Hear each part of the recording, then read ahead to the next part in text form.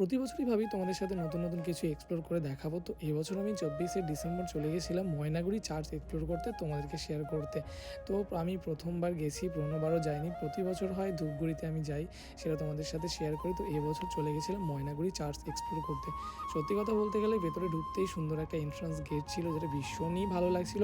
তারপর first of all সামনে এক দাঁড়িয়েছিল ভীষণ বড় একটা যীশু খ্রিস্টের মূর্তি, যেটা নাকি ভীষণই সুন্দর। চারপাশটা পুরো Christmas tree, Christmas house and Santa Claus দিয়ে ভীষণভাবে সাজানো হয়েছে।